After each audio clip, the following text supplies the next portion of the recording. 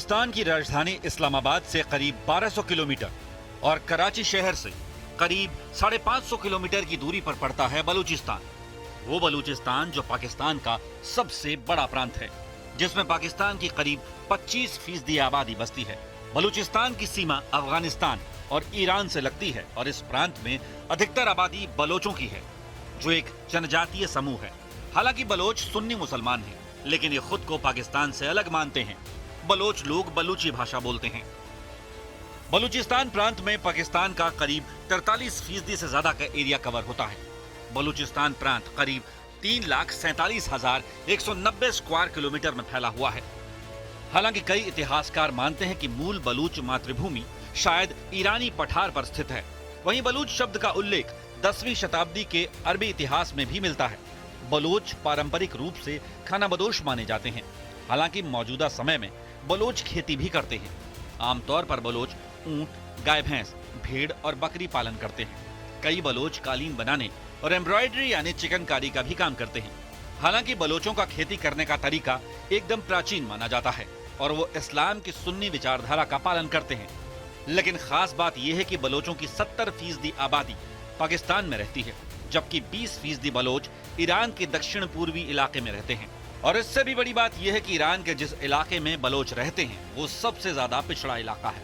ऐसा माना जाता है कि इस इलाके में 4 महीने भारी ओलावृष्टि होती है, जिससे इलाके में बाढ़ और जमीन का कटाव होता है, जबकि 8 महीने इस इलाके में झुलसा देने वाली गर्मी पड़ती है। वहीं अगर आबादी की बात की जाए तो पाकिस्तान में बलोचों की आबादी करीब 65 लाख थी, जो साल 2006 में बढ़कर करीब 82 लाख पहुंच गई। और माना जाता है कि पाकिस्तान की कुल आबादी का 5% हिस्सा बलोचों का है।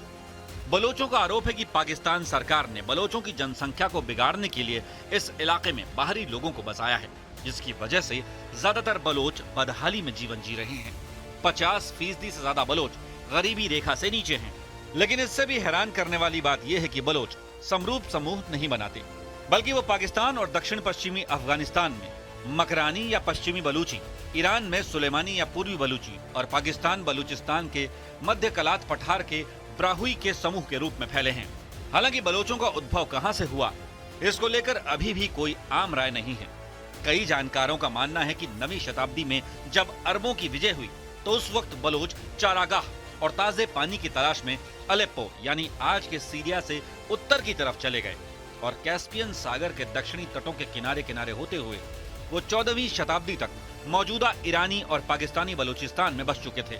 लेकिन बलोचों का कहना है कि उनका इतिहास बलूचिस्तान में 9000 साल पुराना है और जब 19वीं शताब्दी में अंग्रेजों ने इस इलाके के कुछ हिस्से पर अपना कंट्रोल स्थापित कर लिया तो उस वक्त बलोचों और अंग्रेजों के बीच एक राजनीतिक समझौता हुआ था और 1870 के दौरान अंग्रेजों ने इस इलाके पर पूरा कंट्रोल हासिल कर लिया था।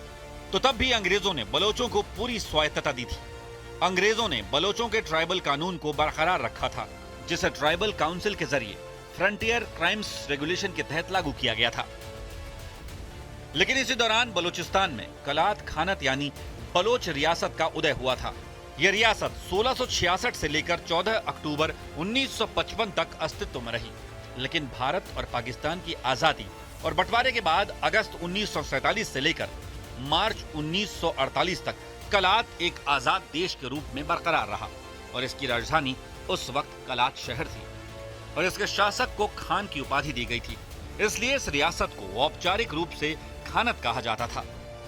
लेकिन 4 अगस्त 1947 को अंग्रेजी हुकूमत और पाकिस्तानी सरकार के बीच एक समझौता हुआ था, जिसमें दोनों ने कलात को एक स्वतंत्र देश के दर्जे को मान्यता दी थी और इसके 11 दिन बाद कलात के खान यानी शासक ने कलात को आजाद घोषित कर दिया था और इस फैसले का कलात की विधानसभा ने समर्थन भी किया था।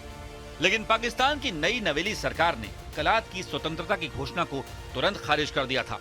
हालांकि आजादी के वक्त कलात भारत में शामिल होना चाहता था, लेकिन 27 मार्च 1948 को कलात के एक महल में यहाँ के खान मीर अहमद खान आराम फरमा रहे थे और उसी वक्त ऑल इंडिया रेडियो पर न्यूज का प्रसारण हुआ, जिसमें कथित रूप से कहा गया कि भारत ने कलात रियासत को अपने साथ विलय के प्रस्ताव को ठुकरा दिया है।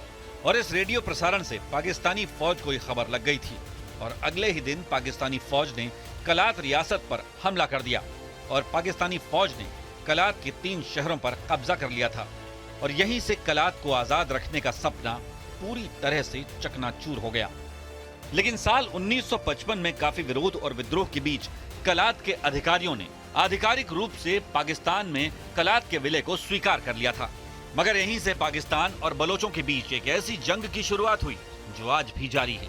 इस जंग में बलोच फिर से अपने आजाद देश की मांग कर रहे हैं।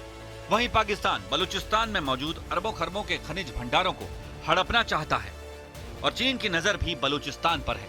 और यही वजह है कि अब बलोचों की आजादी की इस लड़ाई में पाकिस्तान बुरी तरह से झुलस रहा है।